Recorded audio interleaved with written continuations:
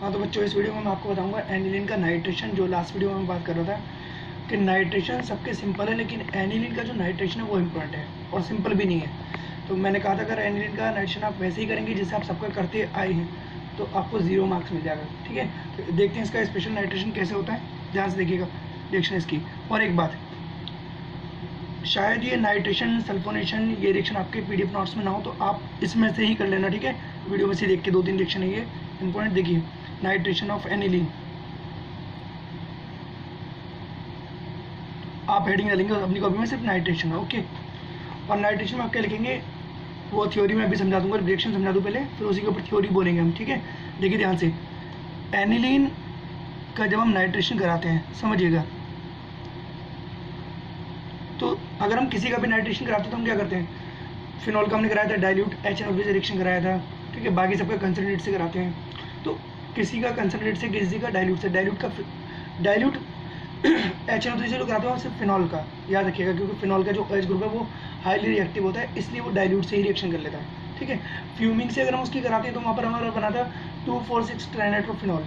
यहाँ पर वरना मोस्टली हमारा कैसा यूज़ होता है नाइट्रेशन में, HNO3 कंसनट्रेट यूज़ होता है। ठीक है, तो यहाँ पर भी कंसनट्रेट यूज़ होगा, लेकिन अगर हम कंसनट्रेट HNO3 से सीधे ही रिएक्शन करा देंगे तो उससे क्या होगा जो HNO3 है वो क्या करता है, वो स्ट्रॉन्ग ऑक्सीडाइजिंग एजेंट होता है। Concentrate HNO3 strong oxidizing agent होता है जो NH2 को ऑक्सीडाइज कर देता है, यानी NH2 का ऑक्सीडेशन कर देता है और NH2 को NO2 में कन्वर्ट कर देता है। ठीक है, तो कभी भी हम नाइट्रेशन कराएं, सल्फोनेशन कराएं, हमारे इस ग्रुप पर, ये जो मेन फंक्शन ग्रुप है हमारा, इस पर कोई इफेक्ट नहीं पड़ना चाहिए, कोई इफेक्ट नहीं पड़ना चाहिए। इसलिए हम क्या करते हैं, पहले इसको सेव कर लेते हैं, इस ग्रुप को सेव करते हैं। कैसे सेव करते हैं, एसिड डाइलेशन इसका कराते हैं पहले, और जब एसिड डाइलेशन कराते हैं तो हमारा NH2 ग्रुप जो है वो सेव हो जाता है, और जब सेव हो जाता है उसके बाद हम नाइट्रेशन कराते हैं। कैसे, देखिए ध्यान से, ऐसे कराते हैं। एसिड डाइलेशन में मैंने बताया था किससे रिएक्शन कराते हैं, CH3COCl से। तो ये वाली रिएक्शन पीछे हो चुकी है। अब इसमें क्या होगा, यहाँ से H और यहाँ से Cl हट जाएगा और यहाँ पर ही क्या बन जाएगा, लास्ट वीडियो में मैंने बनाया था कि यहाँ NH बचेगा और ये COCH3 उल्टा ऐसे हो जाएगा, COCH3। तो मैंने इसको बताया था फेनिल एसिटामाइड बन जाता है। ठीक है, तो और प्लस यहाँ पर क्या हो गया, HCl निकल गया, अभी फेनिल एसिटामाइड बन गया। तो अब अगर हम इसका नाइट्रेशन कराएंगे तो अब इसका NO2 ग्रुप तो पहले भी अटैच हो जाता है यहाँ पर और अब भी अटैच हो जाएगा, लेकिन पहले क्या होता है, अगर हम डायरेक्ट HNO3 से रिएक्शन करा दें इसी की, ये NH2 NO2 में कन्वर्ट हो जाता है। तो हमने इसको सेव कर लिया अभी। ठीक है, NH2 ग्रुप हमारा सेव हो गया, इसको बाद में लेकर आ जाएंगे वापस, कैसे लेकर आएंगे अभी देखते हैं। तो अब इसका नाइट्रेशन कराते हैं, यानी अब हम रिएक्शन कराते हैं इसकी कंसनट्रेट HNO3 से, ऐसे NHCOCH3। ठीक है, प्लस कंसनट्रेट HNO3 से रिएक्शन कराते हैं, and in the presence of concentrate H2SO4, concentrate H2SO4 की प्रेजेंस में कराते हैं। ठीक है, अब क्या होता है, क्योंकि मैंने कहा था जो NH2 ग्रुप है वो आपका कैसा है, ऑर्थो पैराडार्किन ग्रुप है, तो हमें 2 प्रोडक्ट मिलते हैं, यानी एक ऑर्थो पोजिशन वाला और दूसरा पैरा पोजिशन वाला। और क्या होगा, जब भी नाइट्रेशन कराते हैं तो हम किस में इसको ब्रेक करते हैं, मैंने कहा था NO2 प्लस और OH माइनस में। तो NO2 प्लस को अटैच करते हैं, यहाँ पर H बाहर निकलता है और H2 बाहर निकल जाता है, तो हमें इस तरह से 2 प्रोडक्ट मिल जाते हैं, NHCOCH3। ठीक है, प्लस यहाँ ऑर्थो पर हमने क्या लगा दिया, NO2 ग्रुप, नाइट्रेशन कराया ना, तो NO2 ग्रुप मैंने कहा था अटैच हो जाएगा यहाँ पर, और जैसे यहाँ से NO2 ग्रुप अटैच होगा H बाहर निकलेगा और बचे हुए OH से रिएक्शन करके क्या बना लेगा, H2O। तो वो H2O भी निकाल देंगे हम यहाँ पर। पहले 2 प्रोडक्ट बनाते हैं, एक ऑर्थो वाला हमने बना दिया और एक पैरा वाला बनाते हैं, NHCOCH3, और ये पैरा पोजिशन पर NO2 ग्रुप लग जाता है। ठीक है, प्लस साथ में निकल जाता है वाटर मॉलिक्यूल। ठीक है, अब क्या होता है, अब हम इसका यहाँ पर जो ये दोनों ऑर्थो पैरा वाले प्रोडक्ट हमारे बन गए हैं, अब इनका हम क्या कराते हैं, हाइड्रोलाइसिस। तो जब हाइड्रोलाइसिस कराते हैं तो वापस हमें क्या होता है, ध्यान से देखिए, वापस हमें हमारा जो NH2 ग्रुप है वो हमें मिल जाता है, यानी H2 का जो OH है वो यहाँ चला जाता है और जो H2 का H है वो यहाँ। ठीक है, तो हमें क्या मिल गया अभी, यहाँ पर हमें वापस NH2 ग्रुप अपना मिल गया इस तरह से, यहाँ पर NH2 और यहाँ NO2 ऑलरेडी है, प्लस यहाँ NH2 ऊपर हो गया हमारा ये वाला NH2, और पैरा पोजिशन पर हमारा NO2 है, और साथ में क्या बन गया हमारा, जब हमने हाइड्रोलाइज कराया तो यहाँ पर क्या बन गया, प्लस क्या चीज़ बन गई, CH3COOH। कब बना ये? जब हमने इसका हाइड्रोलाइज कराया इन दोनों का, ठीक है, तब बना ये प्रोडक्ट। तो जब हम इसकी थ्योरी लिखते हैं तो हम क्या लिखते हैं? The direct nitration of aniline is not possible. Direct nitration of aniline is not possible because concentrate HNO3 is a strong oxidizing agent, ठीक है, which oxidize NH2 group into NO2 group. Hence, firstly, save NH2 group by acetylation of aniline. Hence, save NH2 group firstly by acetylation of aniline, ठीक है. Then, after then, oxidize it. After then react with concentrate HNO3, ठीक है. और तब आप इतना लिखने के बाद और रिएक्शन दिखा देंगे. दोबारा से सुनने एक बार इसकी थ्योरी अगर आपको लिखनी है, क्या लिखेंगे? The direct nitration of aniline is not possible because HNO3 concentrate HNO3 is a strong oxidizing agent which oxidize to NH2 group into NO2 group. Hence, firstly save its NH2 group by its acetylation and then nitrated it by concentrate HNO3 in the presence of concentrate SO4. बस इतना लिख के और ये reaction आपको दिखा देनी है. इसकी थ्योरी अपने आप लिखेंगे. ऐसे ही आप एक दो बार इसको वीडियो को रिवर्स कर लेना, ठीक है, और थ्योरी इसकी लिख देना अपने आप से और ये प्रोडक्ट बना देना. तो क्या किया हमने इसमें? पहले एसिटाइलेशन कराया तो ये NHCOCH3 में कन्वर्ट हो गया, ठीक है. अब ये NH2 ग्रुप हमारा सेव हो गया. अब ये NO2 में कन्वर्ट नहीं हो सकता. अगर हम इसकी रिएक्शन कराते हैं कंसंट्रेशन से तो अब इस ग्रुप पे कोई इफेक्ट नहीं पड़ेगा. तो हमारे दो प्रोडक्ट बन गए, एक NO2 ऑर्थो पोजिशन पर अटैच हो गया और एक पैरा पोजिशन पर, ठीक है. जब ये दोनों प्रोडक्ट हमारे बन गए, अब इनका हाइड्रोलाइज कराते हैं दोनों का. जब हाइड्रोलाइज कराते हैं तो वापस हाइड्रोलाइज में क्या होता है कि ये जो हमारा ये वाला पोर्शन है ये CH3COOH में कन्वर्ट हो जाता है और हमारा NH2 ग्रुप हमें वापस मिल जाता है. Is that clear? ये हो गया नाइट्रेशन, ठीक है. अब नेक्स्ट थिंग हमारा यहाँ से देखिए हेलोजिनेशन. हेलोजिनेशन में भी दो रिएक्शन है, ध्यान से देखिएगा, और इम्पोर्टेंट है दोनों रिएक्शन. हेलोजिनेशन अगर हम डायरेक्ट हेलोजिनेशन कराते हैं NH2 ग्रुप बिना किसी कैटलिस्ट के भी ये रिएक्शन कर लेता है फटाफट से, ठीक है. मान लिया हमने Br2 से रिएक्शन कराया है तो हमें दो प्रोडक्ट यहाँ पर जल्दी से मिल जाते हैं, एक ऑर्थो वाला और एक पैरा वाला, ठीक है. ऐसे NH2 और Br2. तो मैंने कहा था जब आप रिएक्शन कराएंगे तो Br अटैच होगा और Br अटैच होगा तो H बाहर निकलेगा और H जब बाहर निकलेगा तो वो क्या बना लेगा? HBr. और मैंने आपसे कहा इन रिएक्शन को कभी भी बैलेंस नहीं करते, किसी भी बुक में ये आपको बैलेंस नहीं मिलेगी. कभी आप सोचेंगे यहाँ पर 2 बेंजीन नहीं हुए, इसके भी 2 कर दें और Br कितने हो गए हमारे यहाँ पर 2 HBr निकल जाएंगे, 4 कर दें यहाँ पर. No need to balance. इस रिएक्शन को बैलेंस करने की जरूरत नहीं है. इन बेंजीन रिंग वाली रिएक्शन को बैलेंस करने की जरूरत नहीं होती है. स्पेशली हेलोजिनेशन, नाइट्रेशन, सल्फोनेशन, इन्हें कभी बैलेंस नहीं करते हैं, याद रखिएगा, ठीक है. जो भी आपकी ड्यू टू बेंजीन न्यूक्लियस की वजह से होने वाली रिएक्शन होती है उन्हें कभी बैलेंस नहीं करते हैं, किसी बुक में भी नहीं मिलेंगी. ओके. अब देखिए ये तो गया इसका फर्स्ट पार्ट. तो यहाँ तो हम सिंपल लिखेंगे when aniline react with bromine then ortho and bromo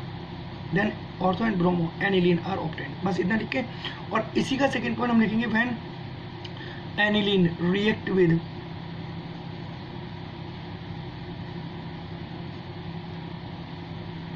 bromine, ठीक है, डिसॉल्व्ड इन ग्लेशियल एसिटिक एसिड.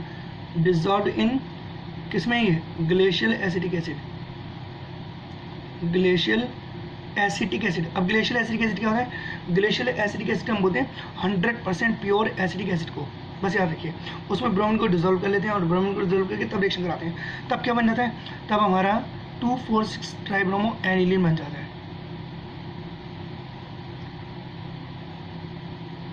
2 ये 1 है ना फर्स्ट कार्बन.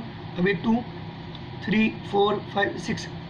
तो मैंने कहा था जब आपका यहाँ पर 2 से ज़्यादा ग्रुप हों तो उनके नेम जो आप रखते हैं तो वो किस तरह से रखते हैं आप? वो रखते हैं 2 4 6 1 3 5 इस तरह से रखते हैं. तो उसका नेम क्या होगा? 1 2 3 4 5 और ये 6. तो आपको बोलेंगे इसको 2 4 6 ट्राइब्रोमो एनिलीन. तो क्लोरीन भी आप यहाँ पर ले सकते हैं ऐसे, ठीक है. प्लस क्या निकल जाता है? HBr. और बैलेंस इन्हें कभी नहीं करते हैं, प्लस HBr, ठीक है. इसमें आप थ्योरी क्या लिखेंगे? When aniline react with bromine dissolved in glacial acetic acid. याद रखिएगा यहाँ पर दोनों में फ़र्क है. अगर हम ब्रोमीन डायरेक्ट दे रहे हैं यानी ग्लेशियल एसिटिक एसिड में इसको डिप नहीं कर रहे हैं, ठीक है, तो डिजोल्व नहीं कर रहे हैं, तो क्या बनना है, ऑर्थो और पैरा दो प्रोडक्ट हमें मिल रहे हैं। लेकिन अगर डिजोल्व कर रहे हैं किसमें, ग्लेशियल एसिटिक एसिड में, तो क्या मिल रहा है हमें 2,4,6 ट्राइनाइट्रो और ट्राइब्रोमो एनिलीन हमें मिल रहा है, ठीक है।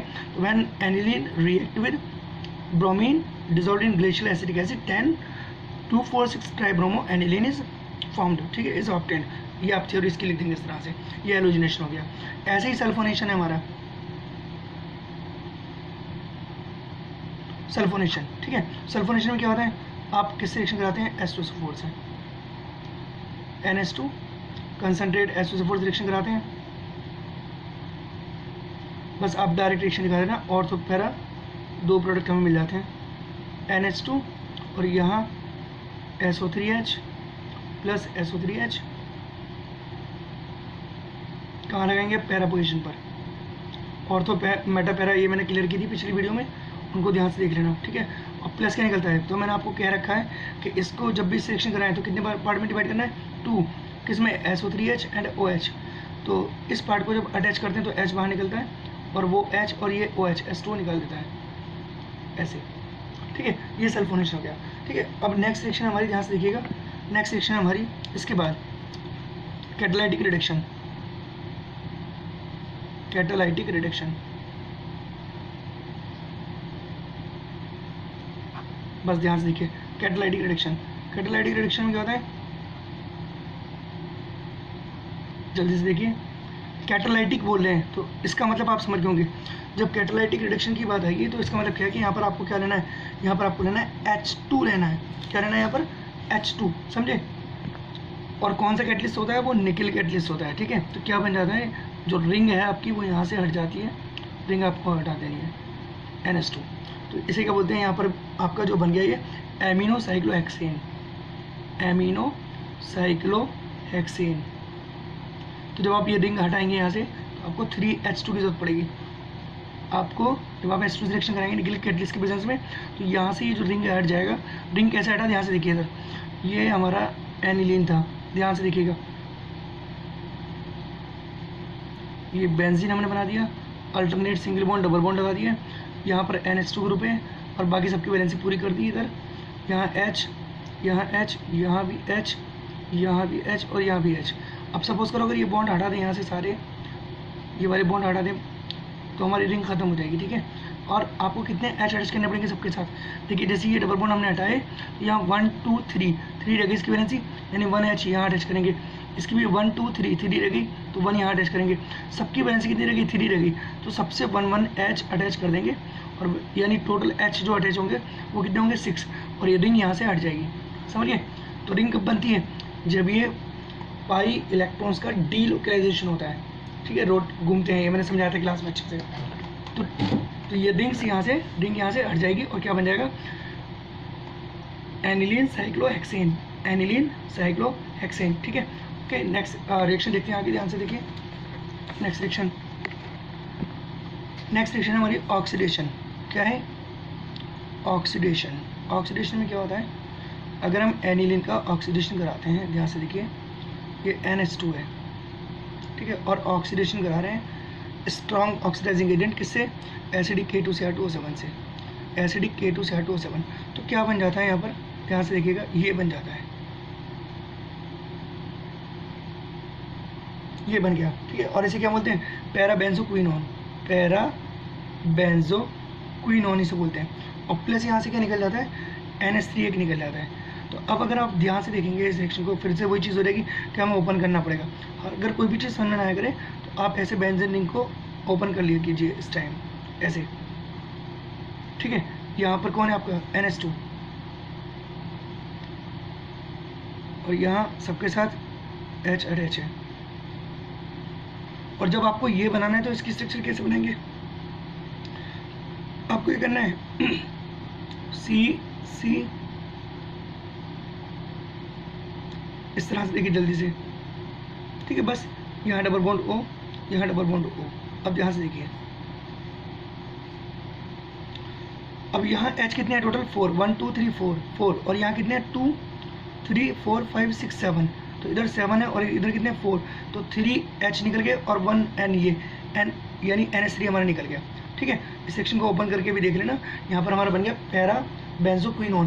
तो हम इसे लिखते हैं when aniline is oxidized by strong oxidizing agent, या हम लिख सकते हैं when aniline is oxidized by acidic K2Cr2O7 then parabenzoquinone is formed. ठीक है, ये आप ओपन करके भी खुद से देख लिया करें अपने आप से, तो आपको समझ में आएगा कि जब आप ऑक्सीडेशन कराएंगे तो आप क्या कर रहे हैं, आपने वाटर मॉलिक्यूल तो यहाँ से निकाली, सॉरी वाटर मॉलिक्यूल नहीं निकलेगा, मैंने आपसे कहा था कि यहाँ से अमोनिया निकलेगी, और ऑक्सीजन कितने चाहिए आपको, टू ऑक्सीजन यहाँ पर चाहिए, तो 1 ऑक्सीजन यहाँ लगाने के लिए, 1 ऑक्सीजन यहाँ लगाने के लिए, ये तो आपने लगा दिया।